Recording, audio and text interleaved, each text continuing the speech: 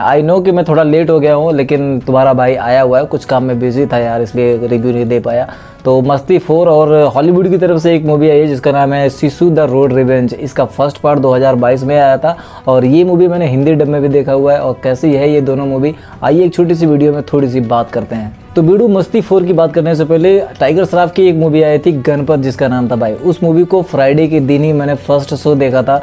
तो भाई उसमें मैं था और पीछे एक और बंदा बैठा हुआ था। अब उसको पता नहीं, टाइगर श्रॉफ का बहुत बड़ा फैन होगा और सबसे बड़ा उसका सरप्राइज या सबसे बड़ा उसका क्लाइमैक्स या सबसे बड़ा उसका जो मुझे फेवरेट चीज़ दिखी थी, जो दिल को हिला देने वाली थी, जो हार्ट फेल से किसी कम नहीं थी, उसका भाई जो अनाउंसमेंट था गणपत सेकंड पार्ट का। भाई साहब ऐसा ही कुछ इस मूवी में देखने को मिलेगा।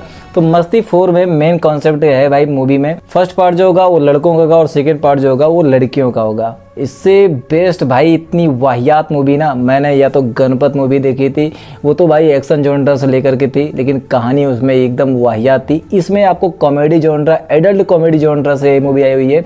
जब इसका फर्स्ट पार्ट आया था तो वाकई में यार उसमें जो कॉन्सेप्ट दिखा था एडल्ट जॉनरा कॉमेडी से लेकर के, कुछ तो हंसी आई थी। लेकिन उसके बाद से ग्रैंड मस्ती, फिर ग्रेट ग्रैंड मस्ती, फिर उसके बाद ये चीज़, मतलब इस फ्रेंचाइजी के नाम पे ना ये लोग ने सिर्फ बेचना स्टार्ट किया हुआ है, उसके आगे इन्होंने कुछ भी नहीं दिया हुआ है।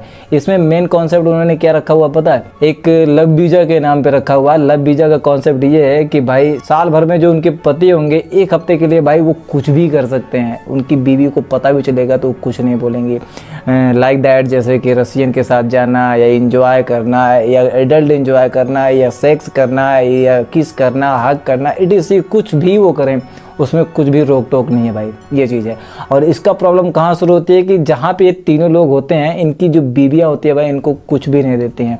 अब कुछ भी देने का मतलब समझ लिए, कुछ भी मतलब, तो उससे वो बहुत ज़्यादा मैरिड लाइफ से जो ऊब गए होते हैं, उस वजह से भाई इनको मिलते हैं अरशद वारसी। अरशद वारसी की जो ज़िंदगी है मैरिड लाइफ है उसमें ये सब चलता रहता है। फर्स्ट पार्ट में जब इनको लव वीजा मिलता है तीनों को, एकदम मतलब सरप्राइजली वो चीज़ वहाँ पे रिएक्ट करते हैं और वो रिएक्शन जो होता है भाई बहुत ज़्यादा नकली सा दिखता है यार। चाहे वो फेस का एक्सप्रेशन हो या फिर उनके कॉमेडी का या फिर वो जिस तरीके से वाइब देते हैं, जिस तरह से रिएक्ट करते हैं, सब कुछ भाई इतना नकली सा लगता है कि सोच भी नहीं सकते यार।